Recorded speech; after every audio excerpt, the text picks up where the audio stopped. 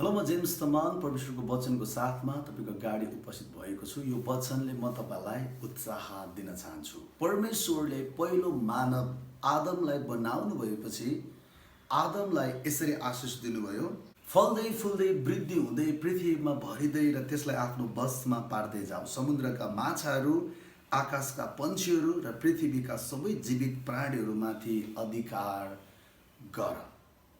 परमेश्वरले जब आदमलाई बनाउनु भयो, बसमा पार, सबै कुरालाई बसमा पार, सबै कुराहरूमाथि अधिकार गर, यसरी आज्ञा दिनुभयो अथवा यसरी अधिकार दिनुभयो अथवा यसरी आशिष दिनुभयो। परमेश्वरले मानिसलाई बनाउनुको प्रमुख उद्देश्य, मेन पर्पज अथवा अल्टिमेट गोल यही हो, राज्य गर, अधिकार गर।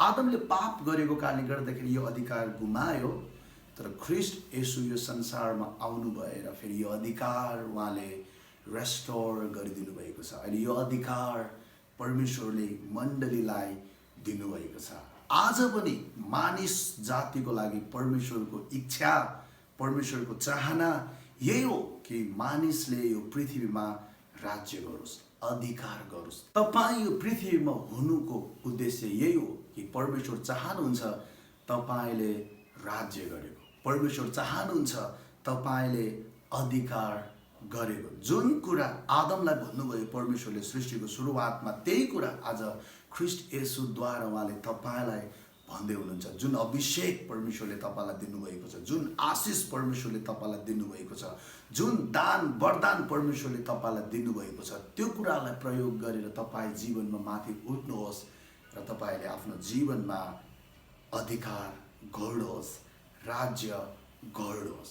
कोही पनि मानिस बन्धनमा जिएको आज परमेश्वर चाहनुहुन्न, किनकि खास मानिस बन्धनमा जिउनको लागि होइन, जेलखानमा जिउनको लागि होइन, राज्य गर्दै जिउनको लागि हो। अनि सुन्नुहोस्, राज्य गर्नको लागि तपाईँ मालिक बन्नुपर्दछ, राज्य गर्नको लागि तपाईँ राजा हुनुपर्दछ। ख्रीष्टमा परमेश्वरले तपाईँलाई मालिक हुने अधिकार दिनुभएको छ। ख्रीष्टमा परमेश्वरले तपाईँलाई राजाको अभिषेक दिनुभएको छ। तपाईँ मालिक भएर राज्य गरेको, राजा भएर अधिकार गरेको परमेश्वर चाहनुहुन्छ। जङ्गलमा जनावरहरू दौडिनको लागि जन्मिएको हुन्छ, तिनीहरू दौडिनै पर्छ। तिनीहरू छिटो दौडिन सकेन भने या त शिकार हुनुपर्छ या त तिनीहरूले शिकार समात्न सक्दैन। तिनीहरू जीवित रहनको लागि तिनीहरू दौडिनै पर्छ।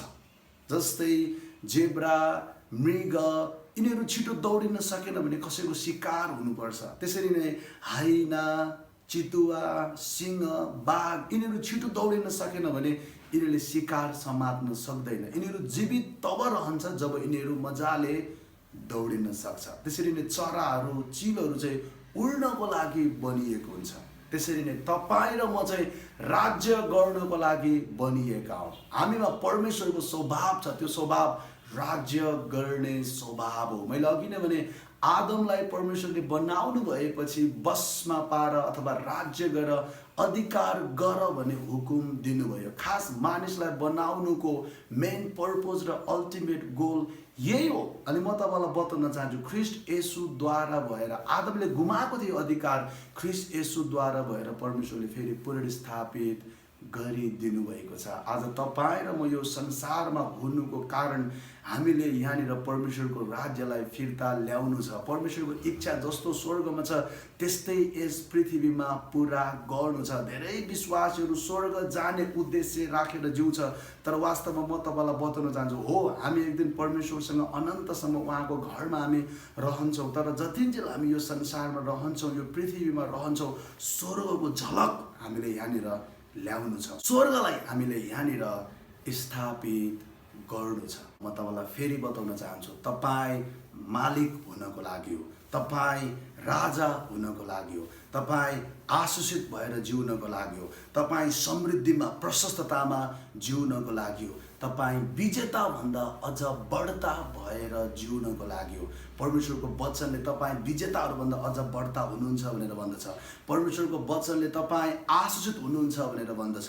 परमेश्वरको वचनले तपाईँ परमेश्वरसँग उत्तराधिकारी र ख्रीष्टसँग साझै उत्तराधिकारी हुनुहुन्छ भनेर भन्दछ। परमेश्वरको वचनले तपाईँ दास होइन तर पुत्र हुनुहुन्छ भनेर भन्दछ। परमेश्वरको वचनले तपाईँ परमेश्वरको सन्तान हुनुहुन्छ भनेर भन्दछ। परमेश्वरको वचनले तपाईँ ख्रीष्टको राजदूत हुनुहुन्छ भनेर भन्दछ। म तपाईँलाई बताउन चाहन्छु, फेरि सुन्नुहोस्, तपाईँ यो संसारमा राज्य गर्नको लागि हो। मैले अघि नै भने तपाईँ बन्धनमा जिएको सुहाउँदैन, रोगी भएर जिएको सुहाउँदैन, गरिब भएर जिएको सुहाउँदैन, श्रापमा जिएको सुहाउँदैन, पापमा जिएको सुहाउँदैन, तपाईँ भुइँको धुलोको जिन्दगी जिएको सुहाउँदैन। जसरी एउटा चिल जमिनमा पस्रिएर जिएको सुहाउँदैन, त्यो आकाशमा उडेको सुहाउँछ, त्यसरी नै सुन्नुहोस्, परमेश्वरको स्वभावमा बनिएको तपाईँ र म, फेरि ख्रीष्टले हामीलाई परमेश्वरको त्यो स्वभावमा पुनर्स्थापित गरिदिनु भएको छ। आज ख्रीष्टको नयाँ स्वभाव, परमेश्वरको स्वभाव फेरि हामीमा पुनर्स्थापित भएको छ। यो परमेश्वरको स्वभाव बोकेर परमेश्वरको मन्दिर हामी हौ, परमेश्वर हामीभित्र बास गर्नुहुन्छ, परमेश्वरसँग हाम्रो मिलाप भएको छ, हामी परमेश्वरको सन्तान भएका छौँ, हामी परमेश्वरको प्रिय पुत्रको राज्यमा छौँ, उहाँको आशिषले हामी आशिषित छौँ। म तपाईँलाई बताउन चाहन्छु, अब यो जिन्दगी हामीले गरिबीमा, अब यो जिन्दगी हामीले असफलतामा, अब यो जिन्दगी हामीले अशान्तिमा, अब यो जिन्दगी हामीले रोगमा, विभिन्न कुराहरूको बन्धनमा जिएको सुहाउँदैन। म फेरि भन्छु, चरा आकाशमा उडेकै सुहाउँछ। त्यसरी नै हामी परमेश्वरको स्वभावमा बनिएको हामी यो संसारमा परमेश्वरको उद्देश्य पुरा गर्दै, भन्नुको मतलब राज्य गर्दै, रोगहरूमाथि राज्य गर्दै, गरिबीमाथि राज्य गर्दै, जब तपाईँले सफलता पाउनुहुन्छ असफलतामाथि तपाईँले राज्य गर्नुभयो, जब तपाईँ धनी हुनुहुन्छ गरिबीमाथि तपाईँले राज्य गर्नुभयो, जब तपाईँ निरोगी स्वस्थ हुनुहुन्छ रोगमाथि तपाईँले राज्य गर्नुभयो, जब तपाईँ शान्तिमा जिउनुहुन्छ अशान्तिमाथि तपाईँले राज्य गर्नुभयो। यसरी नै सबै कुराहरूमाथि, सबै समस्याहरूमाथि, सबै परिस्थितिहरूमाथि राज्य गर्दै जिएको हामीलाई सुहाउँछ, किनकि यसैको लागि हामी बनिएका हौँ। यसैको लागि ख्रीष्टले फेरि हामीलाई नयाँ स्वभावमा पुनर्स्थापित गर्नुभएको, यसैको लागि ख्रीष्टले हामीलाई नयाँ सृष्टि बनाउनु भएको, यसैको लागि ख्रीष्टले हामीलाई फेरि नयाँ गरी जन्माउनु भएको छ। फेरि दोहोऱ्याउन चाहन्छु, एउटा चिल जब आकाशमा मजाले उड्छ अनि चाहिँ त्यसले परमेश्वरको महिमा गर्छ। एउटा फुल जब मजाले फुल्छ अनि चाहिँ उसले परमेश्वरको महिमा गर्छ। त्यसरी नै जब हामी जीवनमा माथि उड्छौँ, हामी राज्य गर्छौँ, अनि चाहिँ वास्तविकतामा हामी परमेश्वरको महिमा गरिरहेका हुन्छौँ। हामी ख्रीष्टको राजदूतहरू हौँ। परमेश्वरको वचनले यही भन्छ, दोस्रो कोरिन्थी 5:20 ख्रीष्टको राजदूतहरू भन्नुको मतलब उहाँको राज्यको प्रतिनिधित्व गर्ने व्यक्तिहरू हौँ। अनि सुन्नुहोस्, तपाईँले परमेश्वरको प्रतिनिधित्व ठिक तरिकाले गर्नुभएको होस् भन्ने परमेश्वर चाहनुहुन्छ। अन्तिममा म तपाईँलाई यही बताउन चाहन्छु, राजाको मानसिकता बोक्नुहोस्, मालिकको मानसिकता बोक्नुहोस्, जीवनमा माथि उठ्नुहोस्, राज्य गर्नुहोस् अनि परमेश्वरलाई महिमा दिने जीवन जिउनुहोस्। यो वचनद्वारा भएर परमेश्वरले तपाईँको हृदयमा शान्ति ल्याउनु।